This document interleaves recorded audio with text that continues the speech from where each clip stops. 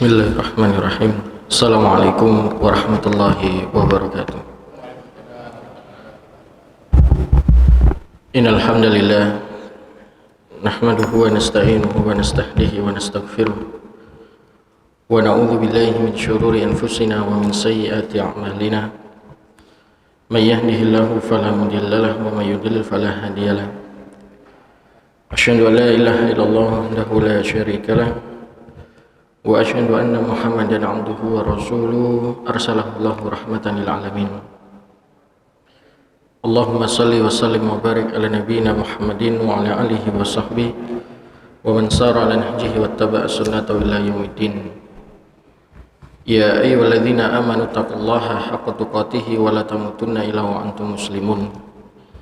Ya ayyuhan nas ittaqu rabbakumul ladzi khalaqakum min nafsin wahidah wa khalaqa minha zawjaha wa batha minhuma rijalan katsiran wa nisaa'a wattaqullaha alladzi tasaaluna bihi wal arham innallaha kana 'alaikum raqiba. Ya ayyuhalladzina amanu taqullaha wa qulu qawlan sadida yuslih lakum a'malakum wa yaghfir lakum dhunubakum wa may yuti'illaha wa rasulahu faqad faza fawzan 'azima. Allahumma inna hadha ikbaru lailik wa idbaru naharik wa aswatu du'atik faghfir lana jami'an ya rabbal alamin. Allahumma inna nas'aluka fahman nabiyyin wa hifdzal mursalin wa ilhamal malaikatil muqarrabin bi rahmatika ya arhamar rahimin. Allahumma inna na'udzubika an usyrika bika syai'an a'lamu wa astaghfiruka lima la na'lamu. Hadirin jamaah salat maghrib Masjid Al-Ikhlas yang dimuliakan oleh Allah Subhanahu wa taala. Izinkan saya malam ini kita melanjutkan pembahasan kita. Kita masih di kajian Tazkiyatun Nafs. Kita masih mengkaji kitab tujuh penyakit jiwa. Dalam bahasa Arabnya adalah Al-Afat Al-Atorik. Bagaimana kita coba mengenali 7 penyakit jiwa yang biasanya umumnya sering mengenal pada diri-diri manusia ini. Di pertemuan yang lalu kita sudah mukadimai, kita sudah mengawali kajian ini dengan membahas bab yang pertama, bab al-awwal, yaitu bab al-futur. Kita juga sudah jelaskan panjang lebar asbab-asbab yang menyebabkan seseorang itu terkena penyakit futur, kemudian dampak negatifnya, sampai kita juga sudah membahas terapi-terapi bagaimana solusi bagi seseorang yang memang terkena penyakit futur ini. Para jemaah sekalian, futur sebuah penyakit atau salah satu penyakit yang ini umum, sangat mudah bisa menimpa siapapun, terutama para penyuruh kebaikan, para thalabul ilm, termasuk para mubalik, para ustadz, siapapun mereka, para jemaah sekalian, mudah sekali terkena satu penyakit ini. Sampai saya bahasakan, jangankan kita, para sahabat ridwanullah alaihi jami'an pun ini bisa terkena penyakit ini.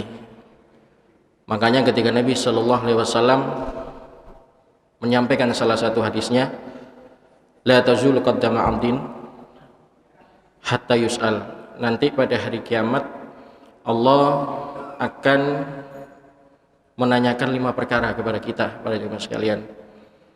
Di antara 5 perkara itu, salah satu pertanyaan yang ditanyakan oleh Allah Subhanahu wa taala adalah wa an jasmihi fima abla. Jasad mereka, fisik mereka itu habis selama hidupnya itu dipergunakan untuk apa? Ketika para sahabat ridwanullah alaihi jami'an ini mendengar Nabi menyampaikan di sini, mereka bertanya dan mereka punya rasa kekhawatiran yang tinggi. Ya Rasulullah, mungkinkah penyakit namanya al-futur? Karena engkau menyatakan bahwa Allah akan menanyakan tentang fisik-fisik kita, jasad-jasad kita ini. Mungkinkah kami ini juga akan terkena salah satu penyakit ini? Kata Nabi, na'am, tentu penyakit yang satu ini akan mudah terkena pada siapapun, termasuk kalian para sahabatku, kata Nabi.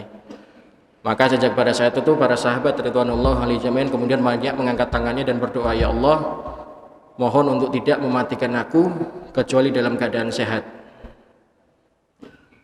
Kita perhatikan bagaimana para sahabat yang sering saya sampaikan, iman mereka itu iman baja, bukan iman kerupuk. Ya, seorang atau sekelas para sahabat saja masih berdoa kepada Allah Subhanahu wa taala untuk apa? Untuk banyak berdoa, gitu ya. Ya, lantas bagaimana dengan kita ini para jemaah sekalian? Nah, hadirin yang dimuliakan oleh Allah Subhanahu wa taala, malam ini kita masuk bab yang kedua, bab al-istijal. Al-istijal para jemaah sekalian, ini juga salah satu penyakit jiwa. Kalau dalam bahasa Indonesia artinya tergesa-gesa. Tergesa-gesa baik dalam kita beramal, dalam berperilaku, dalam bersikap. Semua yang sifatnya tergesa-gesa ini para jemaah sekalian, ini dengan istilah al-istijal. Nah, hadirin yang dimuliakan oleh Allah Subhanahu wa taala, al-istijal ini para jemaah sekalian, ya, ini kalau secara istilah gitu ya, umumnya ini mungkin untuk lebih mudah kita pahami adalah biasanya para ulama itu mendefinisikan sebagai kalimat yang disegerakan. Jadi segera kita melakukan kebaikan, segera termasuk kita menyegerakan keburukan, itu termasuk salah satu dengan istilah al-istijal. Ya. Di satu sisi Islam tidak melarang sifat al-istijal ini, tergesa-gesa, gitu ya. Di sisi yang lain Islam juga kemudian melarang, gitu ya, sikap istijal ini. Dan inilah kemudian Islam hadir para jamaah sekalian mencoba menampung, ya, berusaha untuk memperbolehkan dua sifat tergesa-gesa ini, baik tergesa-gesa dalam kebaikan maupun dalam keburukan. Insya Allah nanti kita akan paparkan panjang lebar para jamaah sekalian. Ya. Dan ini sebagaimana kalau mau kita lihat gitu ya, di dalam surat Yunus ayat yang ke-11. Apa kata Allah Subhanahu wa taala? A'udzubillahi minasyaitonirrajim.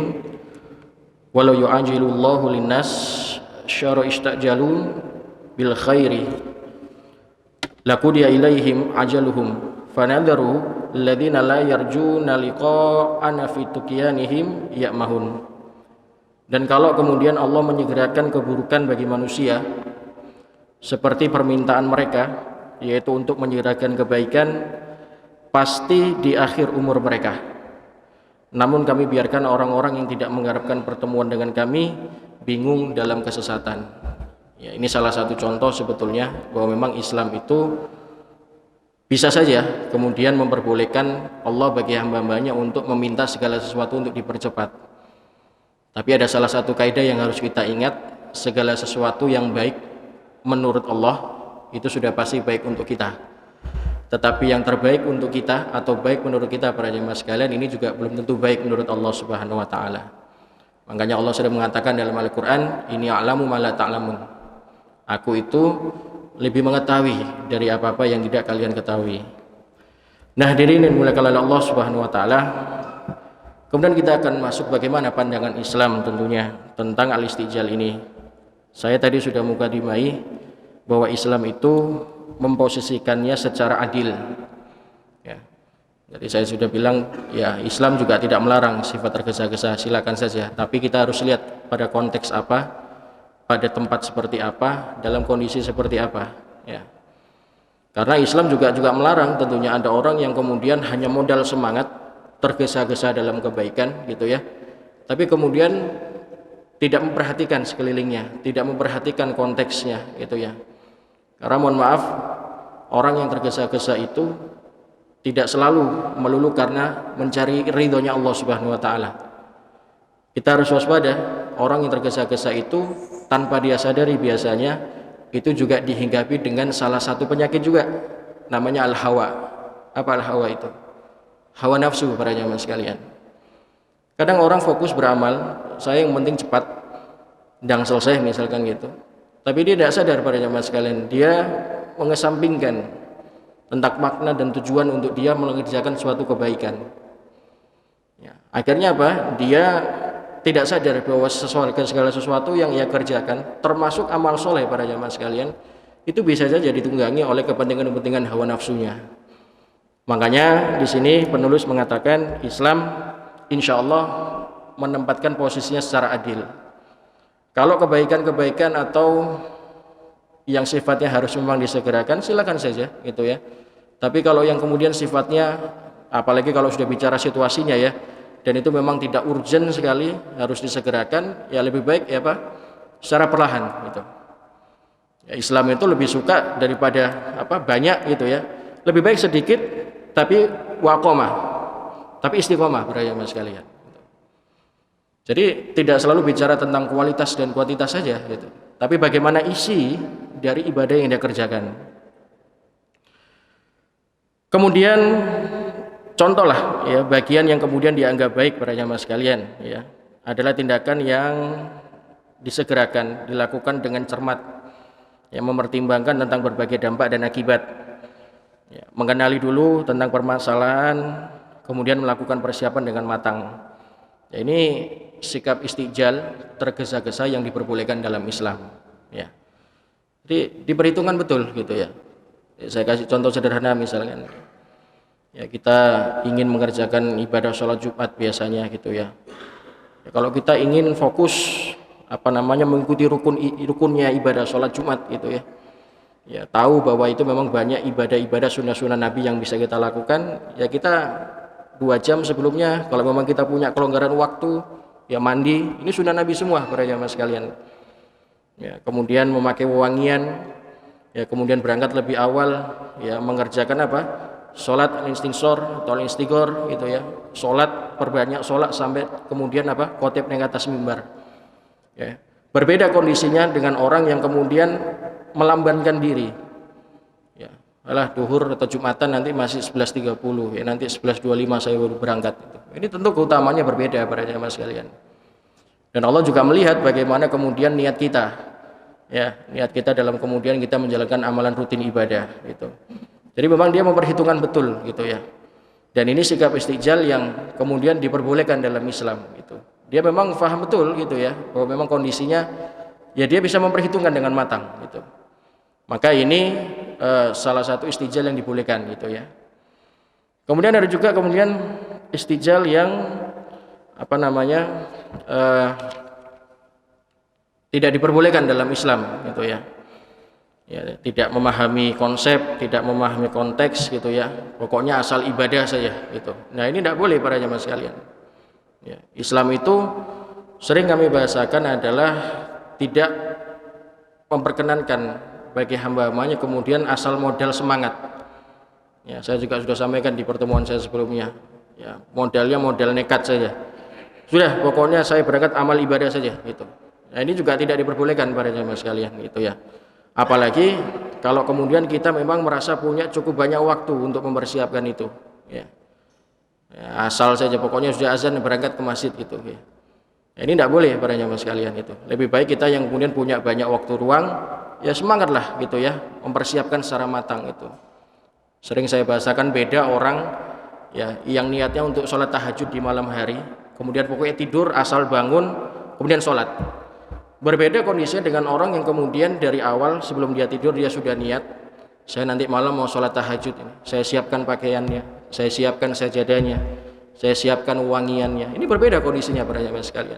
Memang dia paham betul kondisinya, dicermati betul. Nah ini istijal yang diperbolehkan gitu. Nah ini harus meresap para jamaah kepada diri kita. Ya, tadi contohnya misalkan di dalam istijal yang disegerakan sebagaimana dulu ya. Nabi Musa alaihi wassalatu wassalam ketika beliau mendahului ya daripada kaumnya. Ini sampai Allah kisahkan gitu ya.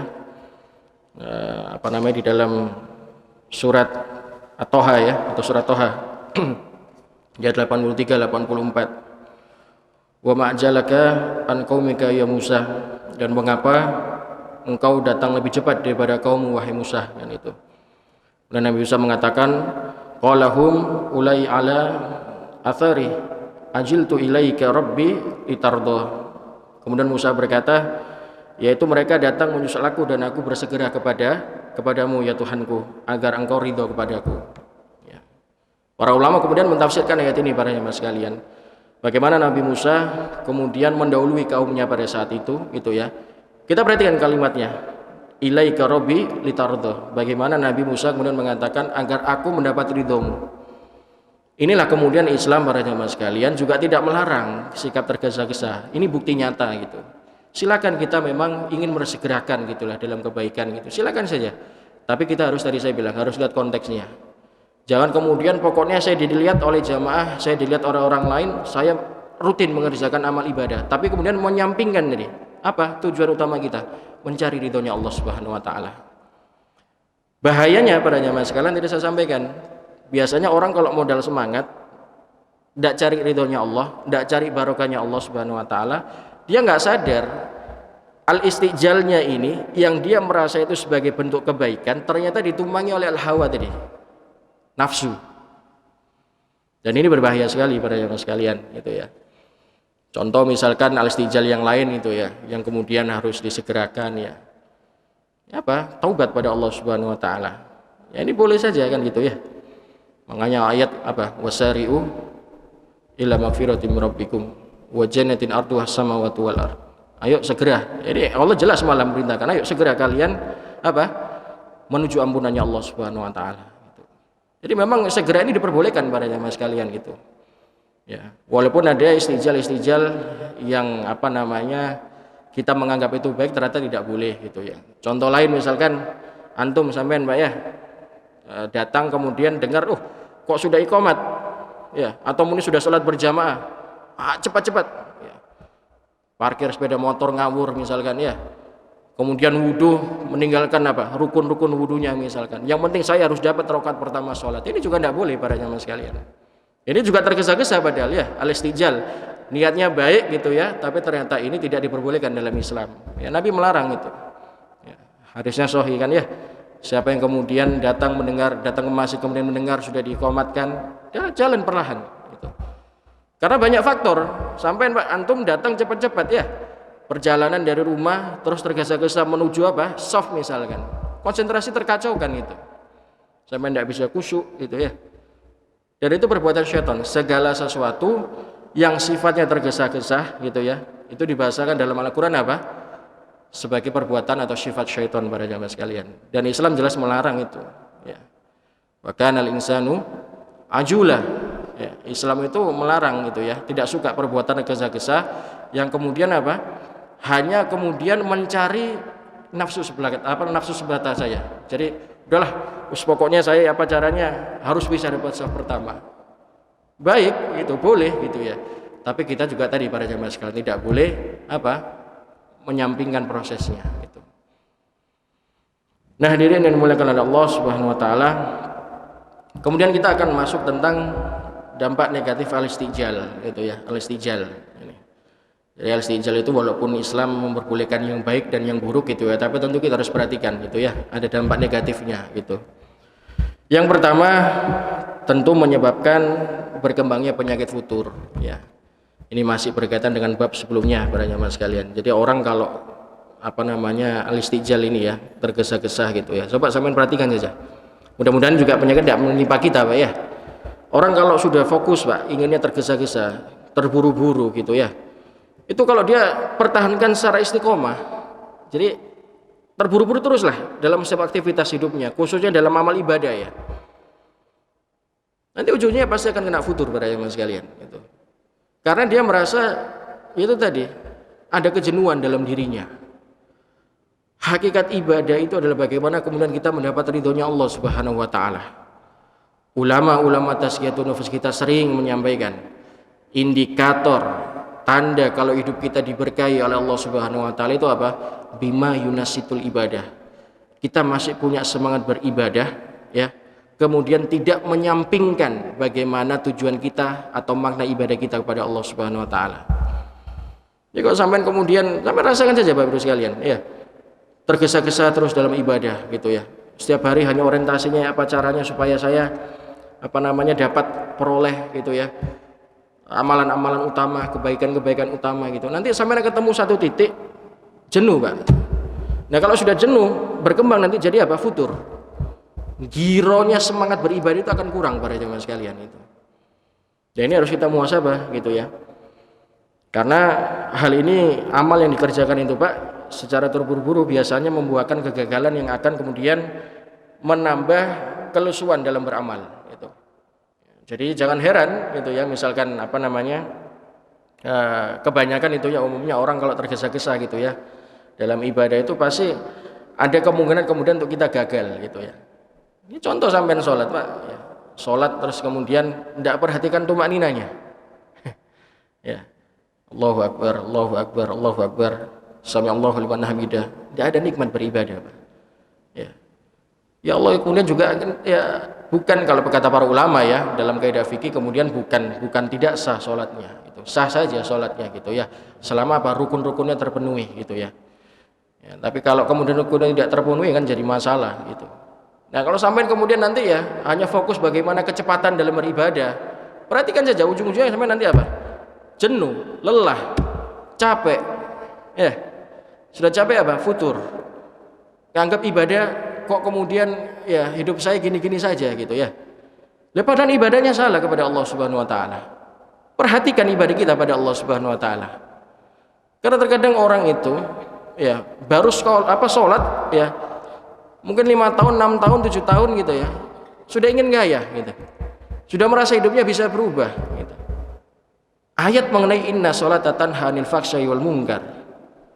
Sholat itu mencegah perbuatan keji dan mungkar itu bukan sebatas kemudian kita mengerjakan sholat, tapi bagaimana sholat itu bisa nggak merasuk dalam diri kita, itu kita connect nyambung ibadah pada Allah Subhanahu wa taala. Lah sholatnya sampai kayak apa? Kayak ayam itu, mete nasi itu. Nggak nyambung sama Allah Subhanahu wa taala gitu.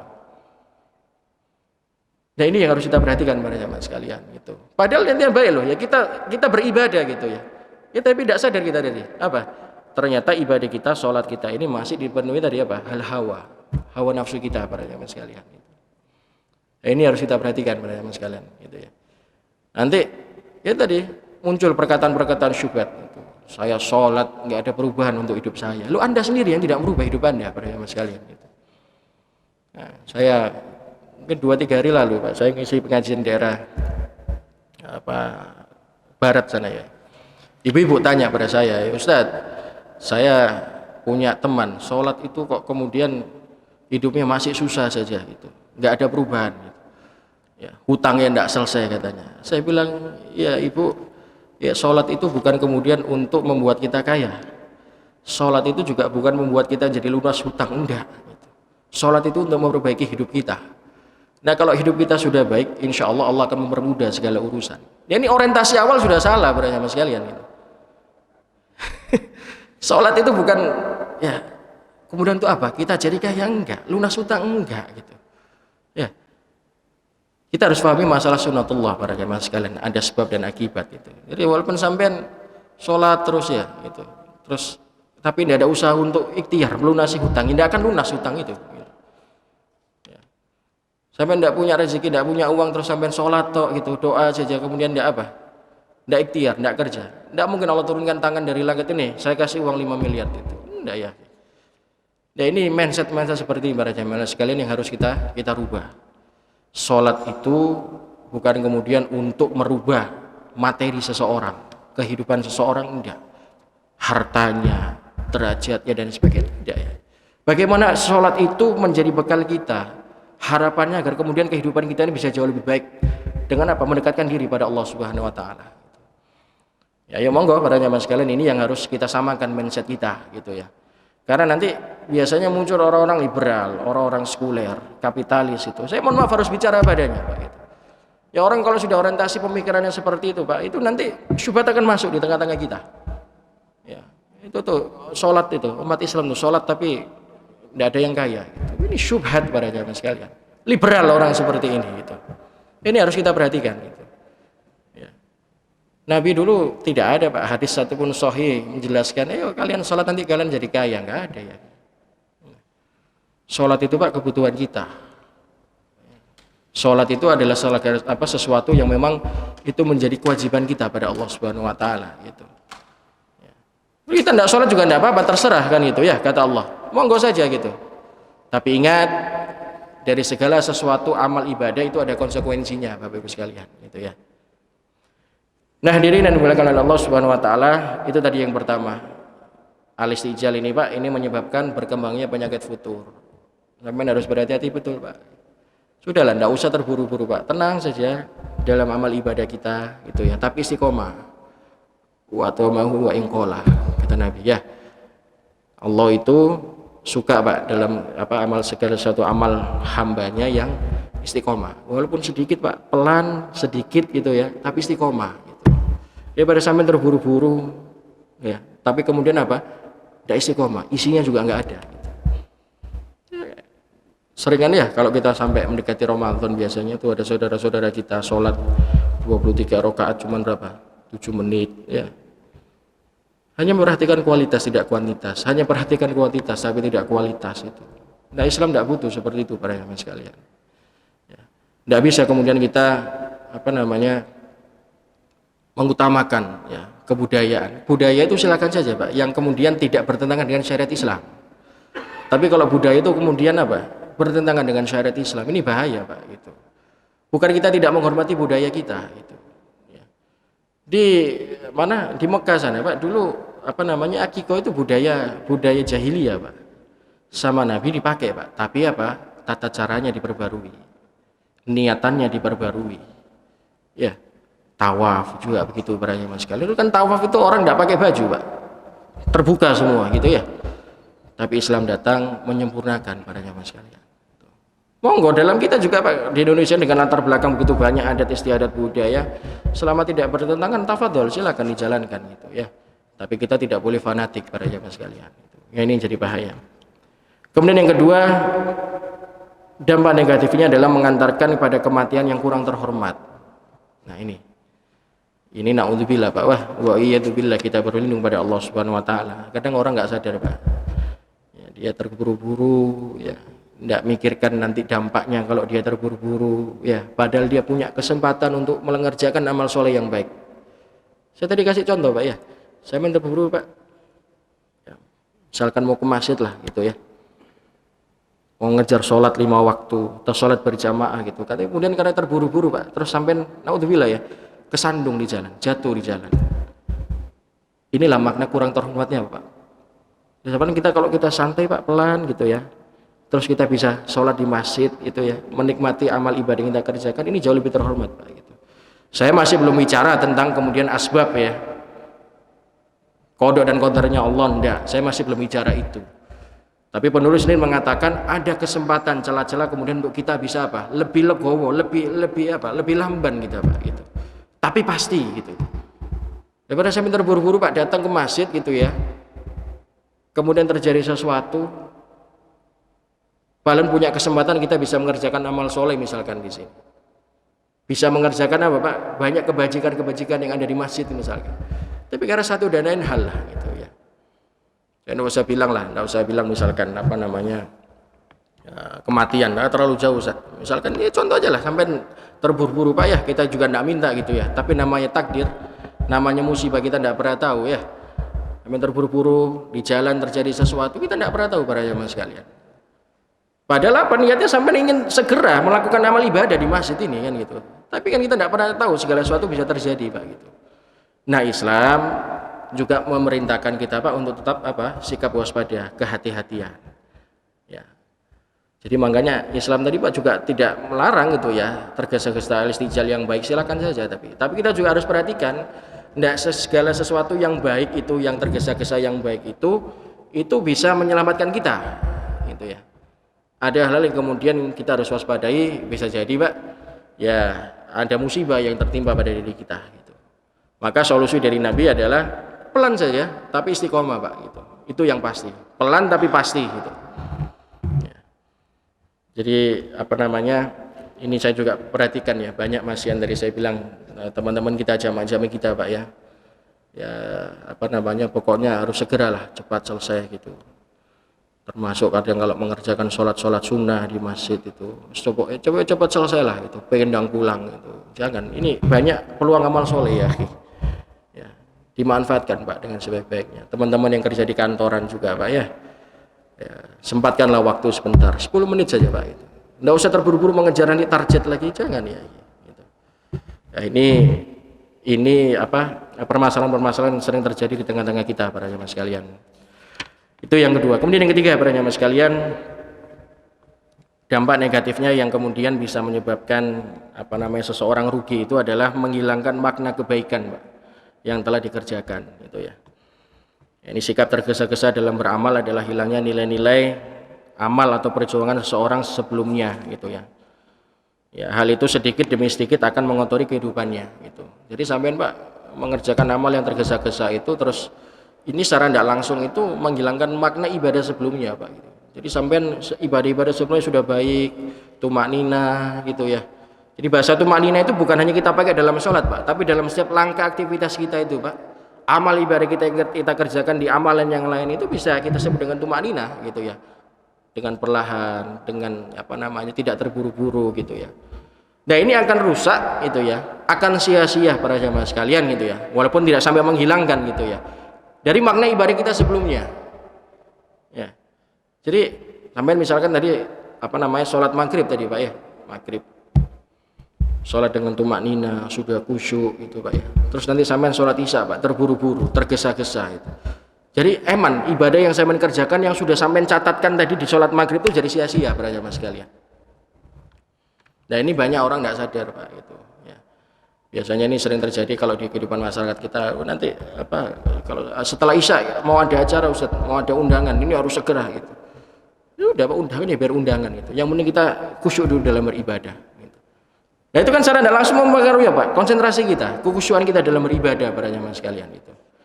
Jadi makanya Islam, Pak, kemudian memberikan kita rambu-rambu.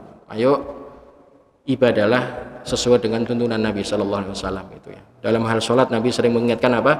Shollu kama ra'aitumuni usolli. Sholatlah kalian sebagaimana melihat aku sholat. Walaupun kita tidak lihat Nabi, Pak, sarana sholatnya ya, para ulama sudah memberikan kita ya Pak? Cara-cara Nabi beribadah. Bagaimana Nabi kemudian beribadah itu sudah ada semua para jamaah sekalian itu. Dan kita ikuti Nabi gitu. Ya, walaupun kita tidak bisa plek sama seperti Nabi, minimal kita berusaha mendekati bagaimana ibadahnya Nabi kepada Allah Subhanahu wa taala. Nah, hadirin yang dimuliakan oleh Allah Subhanahu wa taala. Kemudian faktor-faktor yang menyebabkan istijal ini, Pak. Ini biasanya orang kalau tergesa-gesa itu, Pak, ya tidak serta-merta begitu saja ya. Pasti ada dorongan biasanya. Ya, tadi saya bilang kayak tadi misalkan nanti mau sholat isya terburu-buru karena ada undangan nanti misalkan. Ini faktor juga, Pak gitu. Ya. Walaupun nanti akan kita kemas ya secara umum ya, Pak ya. Ya kalau tadi misalkan kita mau sholat isya tergesa-gesa karena ada undangan itu kan salah satunya hawa nafsu, Pak. Ya. Ya ini salah satu faktor yang pertama adalah dorongan hawa nafsu gitu. Orang kalau mampu mengendalikan hawa nafsunya para jamaah sekalian, saya yakin, Pak, hakul yakin insyaallah. Biasanya orang seperti itu bisa paling tidak mengendalikan hawa nafsunya gitu. Oh iya, Pak, orang kalau mampu mengontrol hawa nafsunya pasti tidak mungkin ya ibadahnya tergesa-gesa, itu tidak mungkin. Pasti kalem saja. Karena memang dia sadar betul bahwa memang ini ibadah sholat ini bagaimana komunikasi dengan Allah Subhanahu wa taala gitu. Loh, kita kalau dalam aktivitas yang lain, Pak, kuat berjam-jam ya. Lembur tengah malam dan sebagainya. Tapi kalau kemudian komunikasi dengan Allah itu kok harus disegerakan betul gitu ya. Kenapa gitu? Nah, ini faktornya, Pak, biasanya adalah karena apa para jamaah sekalian? Dorongan hawa nafsu. Ya. Dan hawa nafsu ini, Pak, naudzubillah memang ini nafsu yang jahat, nafsu yang jahat, Pak ya.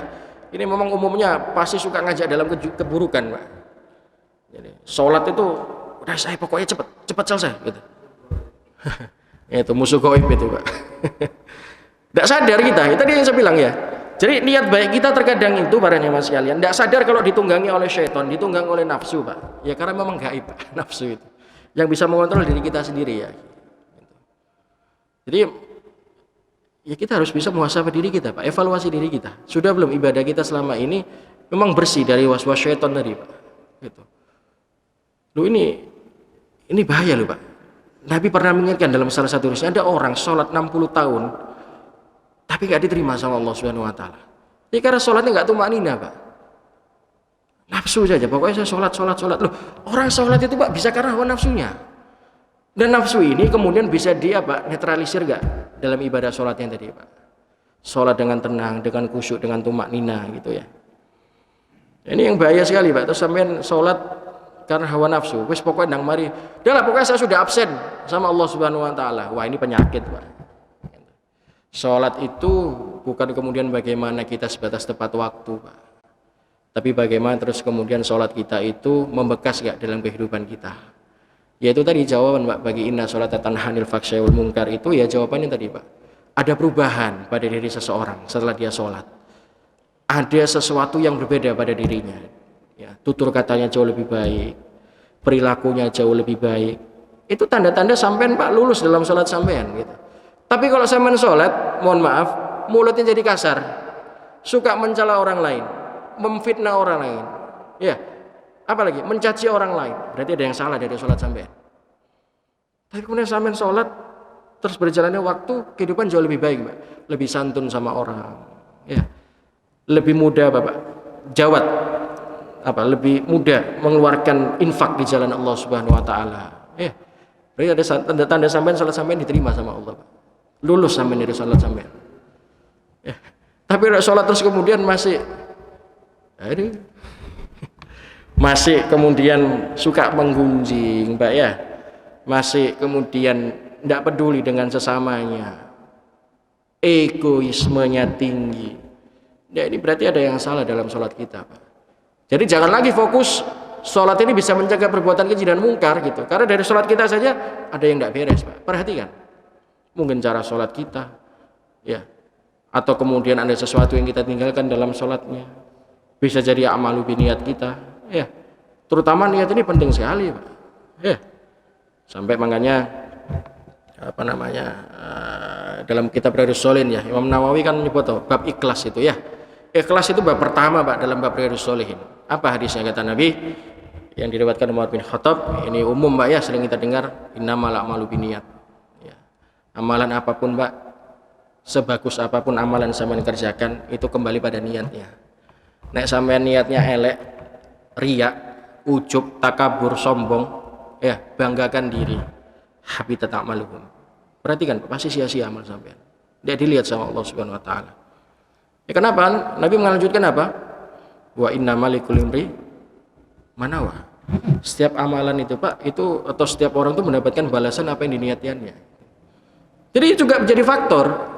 Kalau sampean sudah sholat pagi, siang, sore, malam 5 waktu, sholat sunnahnya tidak pernah putus, infak sodakonya tidak putus, tapi kemudian tidak ada berubah dari hidup sampean. Tanyakan pada niat kita, Pak, sekalian. Tadi, Pak, ya, saya kasih contoh pertanyaan. Ini saya punya teman, sudah sholatnya membaik sekarang, tapi utangnya tidak lunas, loh, ya, niatnya untuk apa? Semua kembali pada niatnya, pada teman sekalian. Jadi ini yang pertama, Pak, faktor pertama itu karena hawa nafsu. Ya, ini awas gitu. Kemudian yang kedua, para jamaah sekalian, ini jauh lebih dahsyat, Pak. Nah, ini lebih dahsyat gitu. Kenapa saya bilang lebih dahsyat? Semangat keimanan yang terlampau mengebu. Awas, ini syaitan, Pak. Ya, musuh gaib tadi itu masuk lewat sini, Pak. Merasa imannya sudah semakin naik, semakin tinggi, Pak. Ya. Terus kemudian menganggap remeh amal ibadah yang sebelumnya ia kerjakan. Merasa saya imannya sudah lebih baik, kok ibadah saya seperti ini saja. Saya harus lebih meningkat, saya harus lebih semangat misalnya. Kemudian menyampingkan apa? Niat tadi atau makna dari ibadah pada Allah Subhanahu Wa Taala atau amal kepada Allah Subhanahu Wa Taala. Ini jadi masalah. Ini tadi yang saya bilang, sampean, Pak, biasanya orang-orang yang seperti ini nggak sadar. Ternyata ya tadi, Pak, semangatnya ibadah, semangatnya mengerjakan amal soleh itu, Pak, ditunggangi oleh syaitan, Pak. Ditunggangi oleh apa? Hawa nafsu.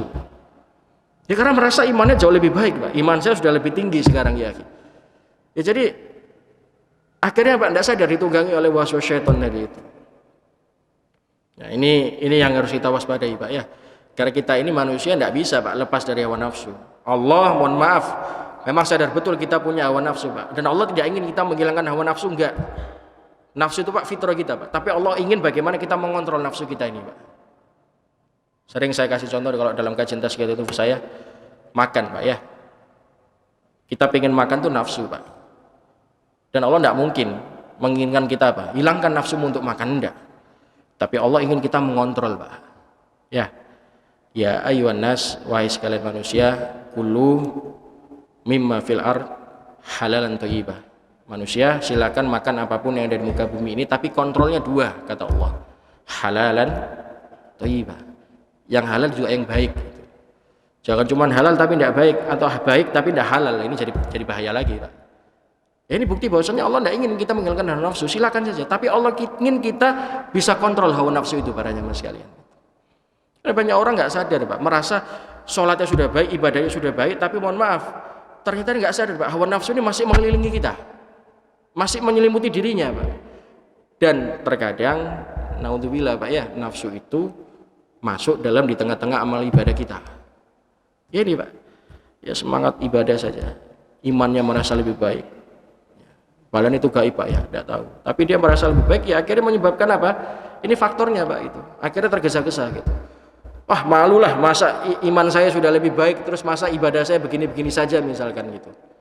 Wah, ini jadi penyakit, Pak, gitu. Jadi ini terjadi loh, Pak, banyak di tengah-tengah kita, termasuk saya mungkin.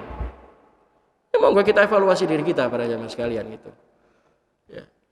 Karena orang biasanya, Pak, kalau apa namanya sudah merasa tahtanya lebih tinggi lagi, Pak, semakin meningkat itu, dia gengsi, Pak, dengan ibadah. Kalau ibadahnya kualitasnya turun gitu. Nah, ini yang jadi faktor juga, para jamaah sekalian. Jadi yang baik itu adalah bagaimana merasa keimanan kita naik, semakin dekat dengan Allah Subhanahu wa taala, ya kemudian semakin juga kita bisa mengontrol ibadah kita, para jamaah sekalian. Jadi seimbang. Ya, jadi seimbang. Jangan kemudian imannya naik, ibadahnya lebih tinggi, Pak, gitu. Atau kemudian imannya naik, ibadahnya justru menurun gitu. Berarti ada yang salah dengan keimanannya. Jangan-jangan iman kita hanya iman kerupuk, para jamaah sekalian. Karena iman yang baik itu sebagian para sahabat, ya, iman baja sering saya bilang, imannya naik meningkat gitu ya. Diikuti dengan ibadah yang seimbang juga, para jamaah sekalian. Di bab sebelumnya, Pak, bab tentang al-futur saya sudah sampaikan. Para sahabat pun, Pak, karena semakin semangatnya beribadah pada Allah Subhanahu wa taala, datang kepada rumah Nabi sallallahu alaihi wasallam. Ya Rasulullah, amalan apa yang kau kerjakan? Saya ingin di surga bersamamu. Kalau begitu ya Rasulullah, setelah saya mengetahui amal ibadah yang kau kerjakan, mulai hari ini saya akan berpuasa setiap hari tanpa henti. Saya akan terus mengerjakan ibadah sholat 5 waktu. Saya akan terus mengerjakan amal ibadah sunnah. Saya tidak akan pernah putus berinfak dan bersedekah dengan berbagai upaya yang saya lakukan. Apa kata Nabi sallallahu alaihi wasallam? Wahai para sahabatku, aku duduk sebagaimana kalian duduk. Aku makan sebagaimana kalian makan. Aku tidur sebagaimana kalian tidur. Dan aku berpuasa sebagaimana kalian berpuasa.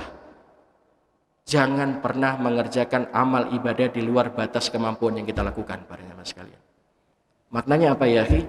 Nabi tidak suka, Pak, kita berlebihan dalam beribadah. Nabi tidak suka kemudian kita al-istijal berlebihan dalam beribadah, selama kemudian kita mampu menempatkan ibadah pada tempatnya. Nabi tidak suka. Bahkan Nabi mengingatkan dalam salah satu hadisnya apa? Ya. Idza amartukum ba'amrin min humastata'tum. Kalau aku perintahkan kepada kalian satu ibadah, amalan apapun itu kerjakan, laksanakan sesuai dengan kemampuan kalian. Jangan melampaui batas, ya. Tidak usah berpura-pura dalam beribadah. Merasa saya sudah ustadz, sudah mubalik gitu misalkan. Terus amalannya harus lebih baik, lebih tinggi lagi. Enggak, ya. Sesuai saja dengan kapasitas kita, ya. Insya Allah para jamaah sekalian, hal yang semacam ini mampu menyelamatkan kita sehingga kita bisa menggapai ridho dan barokahnya Allah Subhanahu wa taala. Mungkin ini Bapak Ibu sekalian yang bisa kami sampaikan. Monggo kalau masih ada yang mau ditanyakan atau kita diskusikan sebelum kita akhiri untuk masuk waktu sholat Isya, para jamaah sekalian. Saya rasa cukup, ya. Mudah-mudahan apa yang sedikit ini bisa menambah iman takwa kita pada Allah Subhanahu wa taala, dan semoga Allah Subhanahu wa taala senantiasa mengistiqomahkan kita di atas iman dan Islam, dan binilah dengan izin Allah Subhanahu wa taala suatu saat kita dimatikan kehidupan kita dalam keadaan husnul khatimah. A'udzubillahi minasyaitonirrajim. Bismillahirrahmanirrahim. Hamdan syakirin, hamdan na'imin, hamdan yu'afi ni'mahu yukafi mazidah. Ya Rabbana lakal hamdu kama yanbaghi li jalali wajhikal karim wa 'azimi sultanik. Allahumma shalli wa sallim wa barik ala nabiyyina Muhammadin wa ala alihi wa sahbihi ajma'in. Allahumma inna nas'aluka bi husnul khatimah wa na'udzubika bi su'il khatimah. Allahumma qasim lana min khasyatika ma tahulu bihi bainana wa baina ma'siyatik, wa min ta'atika ma tuballighuna bi jannatik, wa minal yaqini ma tuhawiluna masa'ibad dunya.